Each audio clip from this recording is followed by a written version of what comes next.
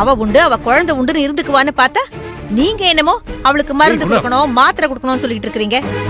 என்ன இங்க பாரு குணா, சும்மா ஊர் என்ன பேசும் உலகம் என்ன பேசும்னெல்லாம் இன்னும் அந்த காலத்து ஆள் மாதிரியே பேசிட்டு இருக்காத.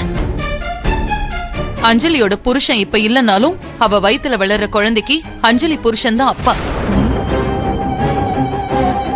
அதனால அப்பா யாருன்னு கேக்குறவங்க கிட்ட அதையே சொல்லிக்கலாம்.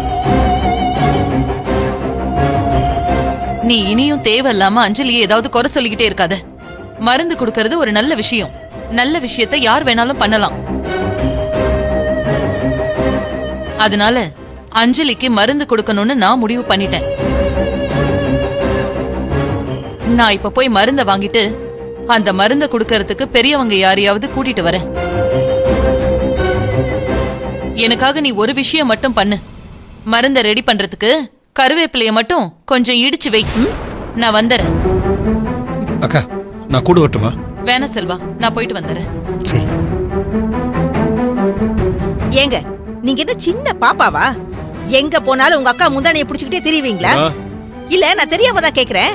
உங்க அக்காவுக்கு என்ன மரகர கழண்டு போச்சா? மருந்து கொடுக்கணும்னு சொல்லிட்டு இருக்காங்க. குணா வாணா, ஓ எதிரில தான் நின்னு பேசிட்டு இருந்தாங்க. முன்னாடி விட்டு பின்னாடி பேசிட்டு இருக்க. உனக்கு தைரியம் இருந்தா மூஞ்சிக்கு நேரா கேட்க வேண்டியதானே, உங்களுக்கு என்ன மர கழண்டு போச்சான்னு? மூஞ்சிக்கு நேரா பேச எனக்கு தைரியம் இல்ல நினைச்சீங்களா? என் மனசுல உள்ளதெல்லாம் கொட்டி தீத்தேன்னு வச்சுக்கோங்க. அப்புறம் உங்க அக்கா திருப்பூருக்கு போக முடியாது. திரும்பாத ஊருக்கு தான் போவாங்க. வா பத்மா. ஏய்